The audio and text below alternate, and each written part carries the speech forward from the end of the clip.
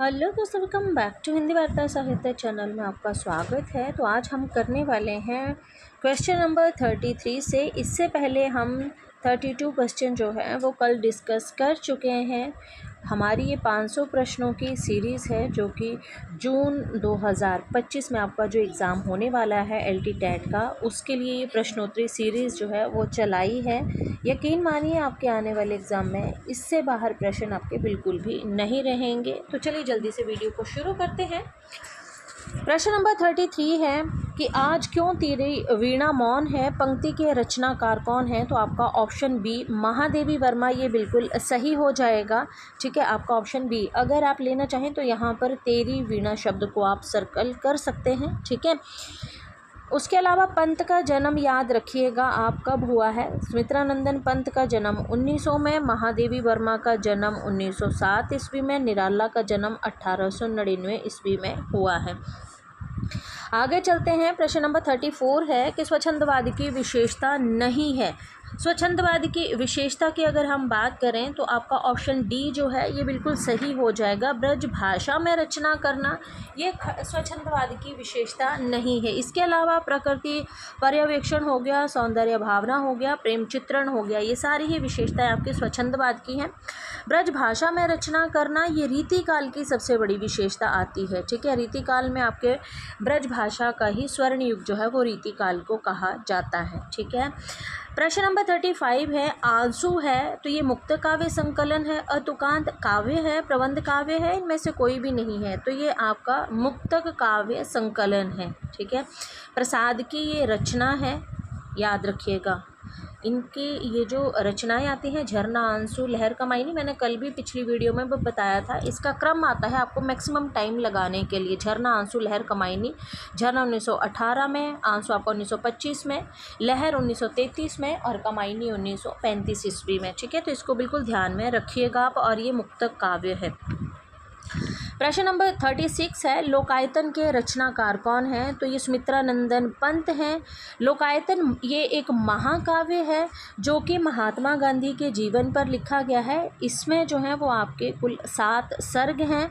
याद रखिएगा, इस पर इनको सोवियत लैंड पुरस्कार भी दिया गया है। सुमित्रानंदन पंत पहले ऐसे कवि हैं जिनको चिदम्बरा पर भारतीय ज्ञानपीठ पुरस्कार 1968 यानी कि 1968 ईस्वी में दिया गया है। आगे चलते हैं। महादेवी ये जो कवि आ रहे हैं इनका सबका जन्म मैं कल ऑलरेडी बता चुकी हूँ। आपने नहीं देखा है तो आप बिल्कुल जाकर देख लें, फिर वीडियो काफ़ी लंबा हो जाता है। प्रश्न नंबर 37 है कि महादेवी वर्मा का प्रथम काव्य संग्रह कौन सा है? काव्य संग्रह की अगर बात करें तो ये निहार है। ठीक है, इसको याद रखिएगा, वेरी वेरी इंपॉर्टेंट है। यामा पर इनको जो है वो ज्ञानपीठ पुरस्कार दिया गया था। महादेवी वर्मा को कब दिया गया था? 1982 ईस्वी में। 68, 72, 78, 82 ऐसे इनका क्रम है जो 4 आपके शुरुआत में जो ज्ञानपीठ पुरस्कार दिए गए थे। ठीक है ना। चिदम्बरा पर भारतीय ज्ञानपीठ पुरस्कार सबसे पहले सुमित्रानंदन पंत को दिया गया था 68, फिर 72 में उर्वशी पर जो था वो दिया गया था। ठीक है, फिर उसके बाद आपका जो है कितनी नावों में कितनी बार पर जो है वो हरिवंश राय बच्चन को दिया गया था। फिर 82 में महादेवी वर्मा को भारतीय ज्ञानपीठ पुरस्कार दिया गया था। फिर आपका जो है वो 92 में जो है वो संपूर्ण साहित्य पर नरेश मेहता को सबसे पहले जो था वो संपूर्ण साहित्य पर जो था वो भारतीय ज्ञानपीठ पुरस्कार दिए जाने शुरू किए थे। ठीक है, तो ये छोटी सी बातें हैं, इनको याद रखिएगा आप। आगे चलते हैं। कला और बूढ़ा चांद के लेखक कौन हैं? तो कला और बूढ़ा चांद के लेखक आपके सुमित्रानंदन पंत हैं। सुमित्रानंदन पंत की अगर बात करें तो इनका जन्म 1900 में हुआ है। याद रखिएगा, इम्पॉर्टेंट है।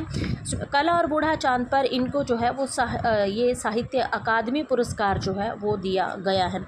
जयशंकर प्रसाद का जन्म है ना, इनका भी याद रखिएगा 1890 ईस्वी में। 1911 में आपके जो हैं वो आगे का धर्मवीर भारती, ये बहुत छैल छबीले इंसान थे। 1926 में इनका जन्म हुआ है। गीतिका के रचनाकार कौन हैं? तो गीतिका के रचनाकार आपके निराला हैं। वेरी वेरी इंपॉर्टेंट कवि हैं। बाकी इनके सबके जन्म मैं आपको ऑलरेडी बता चुकी हूँ।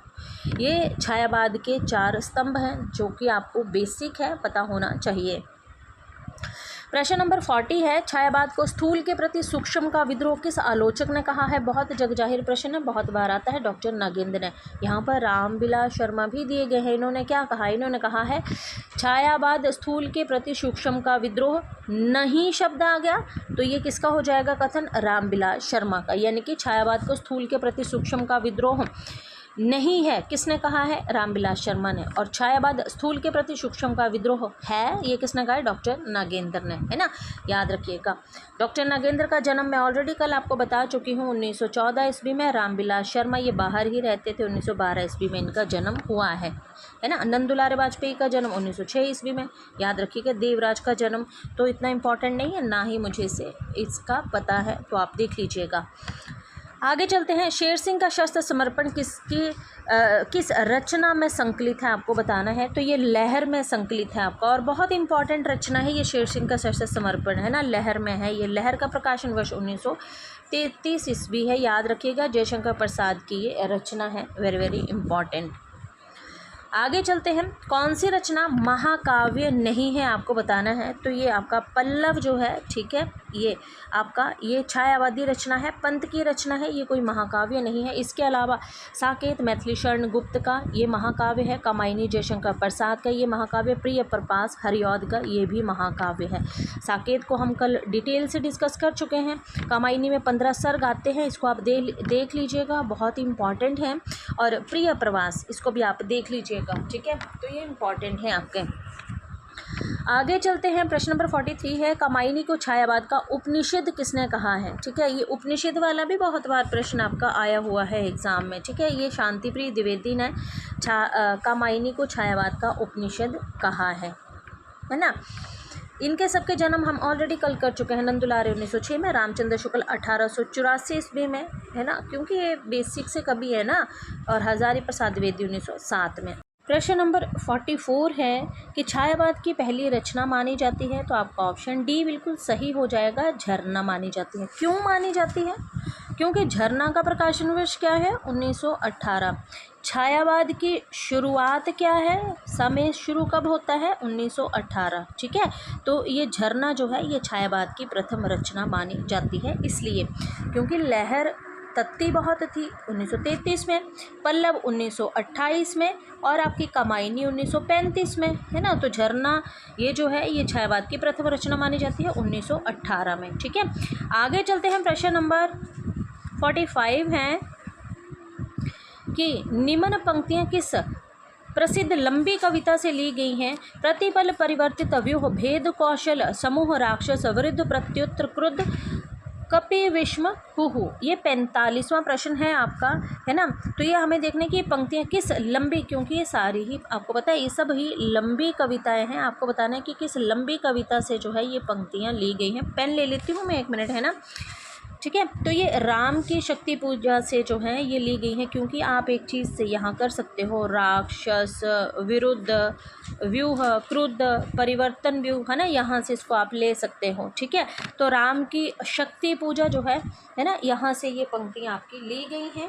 बादल राग निराला का है, पेशोले की प्रतिध्वनि ये प्रसाद की है, और शेर सिंह का शस्त्र समर्पण ये भी प्रसाद की रचना है। तो आपका ऑप्शन ए जो है बिल्कुल सही हो जाएगा। आगे चलते हैं। अरे ये क्यों नहीं जा रहा यार। आगे चलते। प्रश्न नंबर 46 है कि प्रिय स्वतंत्र रव अमृत मंत्र नव पंक्ति वाली कविता का संबंध किससे है? तो पेन कहाँ से लूँ मैं? हाँ, यहाँ से। ये है आपका ऑप्शन बी, निराला की ये पंक्तियां हैं, ठीक है। निराला की कविता से ही ये पंक्तियां आपकी ली गई हैं, और इम्पॉर्टेंट है आपका ये निराला, ठीक है।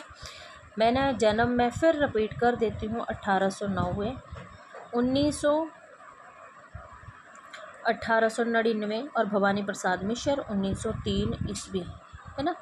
बहुत मज़ा आता है मुझे ये कवियों के जन्म लगाने में, क्योंकि नेट के एग्ज़ाम में ना, मतलब एनटीए का फेवरेट है कि वो ना क्रम बहुत पूछते हैं, इसलिए मतलब क्रम जब भी किसी भी, मैं तो यही बोलूँगी कि किसी भी एग्ज़ाम की तैयारी करते हो तो कवियों का बेसिक बिल्कुल याद रखिए। जो बेसिक कवि होते हैं ना, उनका जन्म तो आपको याद होना ही चाहिए। जब अगर आप हिंदी पढ़ते हो ना, तो बिल्कुल ये ज़रूरी होता है। आगे चलते हैं, बादल राग। बादल राग के रचयिता कौन है? प्रसाद पंत निराला महादेवी वर्मा। तो ये बादल राग निराला का है। फिर वही कवि हैं, सारे ही जन्म आप इनके देख लीजिएगा, ये तो मेन इंपॉर्टेंट है, स्तंभ हैं ये छायावाद के। अनामिका काव्य किन के द्वारा रचित है? ठीक है, तो अनामिका काव्य आपको बताना है, पेन ले लेती हूँ। अनामिका काव्य आपको बताना है कि किसके द्वारा ये रचित है। अनामिका, अज्ञेय, निराला, धूमिल, सुमन। तो ये आपका निराला का है ना, इसको भी याद रखिएगा आप। धूमिल का जन्म मैं बता चुकी हूँ आपको, ठीक है, इसको भी आप देख लीजिएगा एक बार। वैदेही वनवास के लेखक हरिऔध गया प्रसाद शुक्ल सनेही हैं, मैथिली शरण गुप्त हैं, रामनरेश त्रिपाठी हैं। तो ये आपके हरिऔध हैं। हरिऔध का जन्म हम कल कर चुके हैं 1865 ईस्वी में। इसके अलावा मैथिली शरण गुप्त का जन्म, ये इनके जन्म हम कर चुके हैं, आप पीछे वीडियो देख लीजिएगा। प्रश्न नंबर 50 है, अपने काव्य जीवन के उत्तर में अरविंद दर्शन से प्रभावित कवि कौन है? तो ये आपके अरविंद दर्शन से प्रभावित जो आपके कवि हैं, और ये इंपॉर्टेंट कवि हैं, ठीक है, हर बार आते हैं आपके एग्जाम में। ये अरविंद दर्शन से सुमित्रा नंदन पंत, स्वर्ण किरण, स्वर्ण धूली, फिर वो एक इनकी और रचना आती है ग्राम्य, ठीक है, वो सारी ही इनकी क्या हैं, वो सारी ही रचनाएं इनकी अरविंद दर्शन से ही प्रभावित हैं, ठीक है। महादेवी वर्मा बौद्ध दर्शन से प्रभावित है, रहस्यवादी कवित्री जो है ये कहलाती हैं, ठीक है, तो ऐसे इनको याद रखिएगा। अच्छा, आगे प्रश्न नंबर 51 है, इस करुणा कलित हृदय में अब विकल रागनी बसती है, क्यों हाहाकार स्वरों में वेदना असीम गरजती है। इस कलित, ये ना, इस करुणा कलित हृदय में अब जयशंकर प्रसाद की ध्वनि बजती है। आप ऐसे रिलेट कर सकते हैं, आपका ऑप्शन सी जो है ये बिल्कुल सही हो जाएगा, है ना। आगे चलते हैं, प्रश्न नंबर 52 है कि चित्रात्मक भाषा और लाक्षणिकता पदावली किस युग के काव्य की विशेषता है? तो ये छायावाद की विशेषता है। बहुत अच्छा प्रश्न है, ये कंसेप्चुअल क्वेश्चन होते हैं, है ना, जो कि आपके कंसेप्ट पर आधारित होते हैं, और बहुत अच्छे प्रश्न है ये। तो ये आपका छायावाद की सबसे बड़ी विशेषता है, चित्रात्मक और भाषा की लाक्षणिकता। आगे चलते प्रश्न नंबर 53 है, राम की शक्ति पूजा में निराला की इन दो कविताओं का सार तत्व समाहित है। ये आपके हर एग्जाम के लिए इम्पॉर्टेंट क्वेश्चन है ये, कि राम की शक्ति पूजा में निराला की दो किन कविताओं का सार तत्व मिलता है। ये नेट वालों के लिए भी बहुत इंपॉर्टेंट है, ठीक है, जिस तरह से नेट के लिए कमायनी के आधार ग्रंथ पूछे गए थे, उसी तरह से राम की शक्ति पूजा में निराला की दो कविताओं का सार तत्व मिलता है। एक है जागो फिर एक बार, और दूसरा है तुलसीदास। ये इम्पॉर्टेंट है हर एक एग्ज़ाम के लिए, इसको आप वैसे भी नोट कर सकते हैं, जागो फिर एक बार और तुलसीदास, है ना, इनको नोट कर लीजिएगा।